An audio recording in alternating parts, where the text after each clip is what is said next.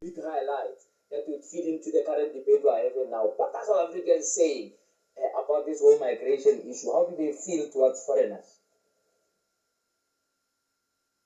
Thank you so much for having me, JJ. Perhaps I should just start off by giving a brief explanation of who we are as an organization. So Afrobarometer is a pan-African, non-partisan survey research network that provides reliable data on African experiences and evaluations of democracy, governance, and quality of life. We work all across the African continent in close to 40 countries, and in every country in which we conduct our work, we use nationally representative samples of adult citizens. And what that means is that all respondents are randomly selected. The sample is distributed across provinces and urban and rural areas in proportion to their share in the national population. So every adult citizen has an equal chance of being selected, making our methodology statistically robust and in line with industry standards for surveys of this kind. I should also add that we conduct our interviews face-to-face and in the language of the respondent's choice. And this particular study that I'll be presenting on tonight was conducted in South Africa in May and June of 2021. And what we found through our survey is that fewer than half, that's about 45% of South Africans, say that people living within the Southern Africa region should be able to move freely across international borders in order to trade or work in other countries. We found that only a slim majority, that is only 51% of South Africans, who say that in order to protect its own citizens, the government should limit the free movement of goods and services across international borders. So we also found that opposition to free movement of goods and people is higher in cities than it is in rural areas, and it also increases with respondents' education level, ranging from just 36% of those with no formal education to 56% of those with post-secondary education. And its opposition is also higher among older respondents than it is among younger respondents, with the exception of those aged 65 years and older. Right. In the context of this now, would you say, right, that they're creating laws like labor laws that exclude foreigners from certain jobs would be something that is a sentiment that is generally welcome, or it would fall foul of those kind of outcomes? What do you think, Gandhi? Welcome by majority South Africans. As we speak, the stat says that 66% of the 51. 66, it just came out. 66 what? 66% of young people that are unemployed in South Africa. Yeah. So when you speak about young people, we are not here to entertain the deals that Nelson Mandela had with Zimbabwe. We are here to entertain the reality that we're living in right now as we speak. And the reality is that in Soweto, by the way, I must also tell her something about stats. Yeah. You understand that the president's office is an office where you can use the information from the office as formal information to be used in any formal presentation, being in a university or workplace or anywhere else. Now, I need to also introduce myself to her. I am the president of Cyril Ramaphosa and everyone else who is from Soweto.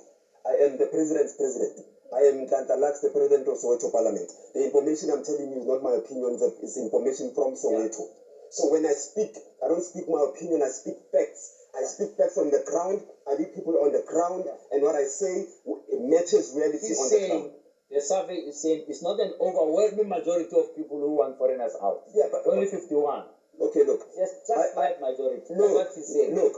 You don't agree with that. What I like about what he's saying is that even if it was 50.001, for the fact that the majority, we live in a majority rule state where the majority rules. So if she's saying that the state that she comes from with the research is saying that South Africans are saying that they do not welcome this reality that we're living in now and things should be done better from policy to practical, then I don't need to be saying anything. She said it herself. South Africans, this is what they want, and me as a leader must make sure that South Africans get what South Africans want. What's your interpretation of that survey? Surely it's giving us some insight into the thinking of South Africans, which may have been a worry before, because there may be people who thought maybe almost 99% are saying foreigners must get out of here. Yeah, you can hear she is stratifying the sample. She's saying young people, majority more than just 51. People of this age, 51%. And that tells you, that's where the desperation is. The young people are unemployed, yes, especially if you are African or colored, if we use the demographics. So African and colored males, young men, are the most marginalized, Stats SA told us, out by the job market. Which means if you are that demographic, and that's the demographic he knows, Soweto, and then you go into Eldos. So I can understand what he's saying, but I'm saying to you, remember the one bullet thing. You have an economy that's not growing. Remove all immigrants, the economy will still not be growing. So I'm saying to you, yes, you've got skills of lobbying, you've got skills to organize people, you are a charismatic person, which means you can speak to people and they listen. Look for info. So let me give you an example. Soweto households. What if we could say, hey, there's no employment here, but we could create a solar panel company that is owned by Sowetans, so that every house in Soweto is a solar panel. And those panels must be manufactured here. They must be transported by. You see where I'm going? It will solve your other problem that I know you're passionately addressing of lighting. But you'll be saying, hey, ESCO, I don't want your power because I've got my own grid now. What have you done? You've created an IPP. So I'm saying you can take your bullet, and I'm not meaning the literal bullet, you're not going around killing people, right? You can take and say, let me tackle the problem that will make the irrelevance of all these others to be an issue. So I'm just saying, you have energy, you have intelligence, you have the masses. Speak the language that will make sure that we solve the problem that next year and the year after we are not saying, oh, now Inhlanhla has twice the number of people who are disillusioned, because that is now a recipe for the war that even you can't contain. When we get to the level where the deprivation is so high, then it's socio-political instability. That's Somalia. Now, Somalia, you understand what I mean? Yeah, let me hear, as a figure, what's your own view about, what that survey means in as far as how we tackle the issue of migration? Thanks, JJ. I think that it's very important to make clear that what our mission is as Afrobarometer is to give a voice to Africans in public policy making. And what our survey makes very clear is that 51% of South Africans say that we need to restrict free movement within the Southern Africa region, but also it reveals to us that the sentiments that have been populated by some political leaders about South Africans, the majority, the overwhelming majority, in fact, of South Africans being completely against free movement is completely false. Because as we see, a large minority of South Africans, that is 45%, say that people living within the region of Southern Africa should be able to move freely across international borders in order to trade and work in other countries. And that is a significant percentage. Zanda, your report to that? Yeah, mine is simple. I don't want to undermine it. Yeah. I generally don't speak about things I don't know. She must give me a research and give me the back end of the research so that I can validate the research. Okay, what is the back end? The back end is how she conducted the research so that I can see the methods used. Because I'm not here to just to take people's theories. I'm presenting practical, real life situations to you. Yeah. I am not here presenting research and back end stories. I live among these people. I live among South Africans. I lead them on a daily basis. Yeah. So I am not. And you think their sentiment is overwhelming? No, I don't think that's accurate. I don't think it's accurate to say that we've got 45% South Africans who are saying, hey, let's sing Kumbaya, let's forget about it and welcome anyone and everyone. That's what she's found in No, come on. I don't believe that by any means, and it's not me debating with her. I'm saying the reality that I live on a daily basis is what I will use as a source of debate, and the reality tells me that overwhelming majority of South Africans feel that South Africans must come best in South Africa regardless of any situation. That's saying, and they use that energy differently. No, please, I can't patronize it. I'm saying that's one of the problems he could decide to tackle. Yeah. So what you consume, how many loaves of bread?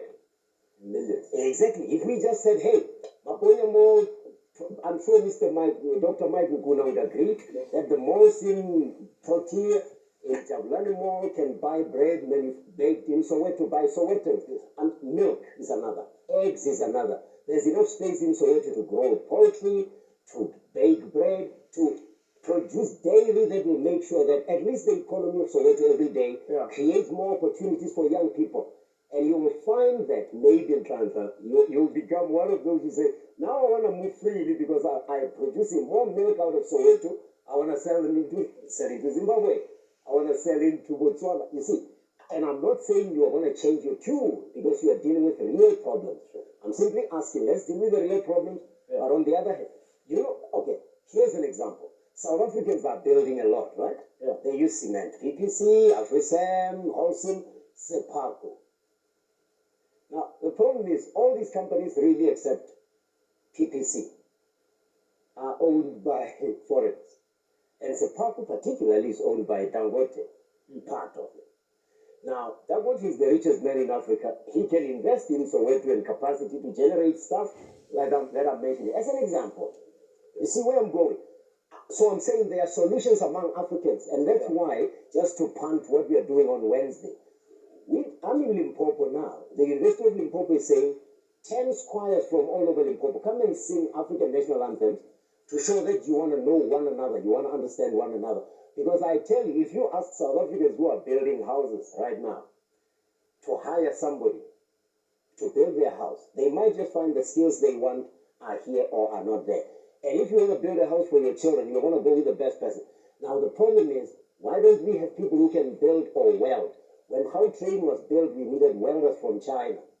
Now welding, come on. You can train a person in welding and make it more sophisticated as you go along. So I'm saying the problem is that because he's an educated man, he can go to the heart of the problem and say, something about my country is undermining the HDI, Human Development Index. There's the sum total of education, health, security, the things that make life livable.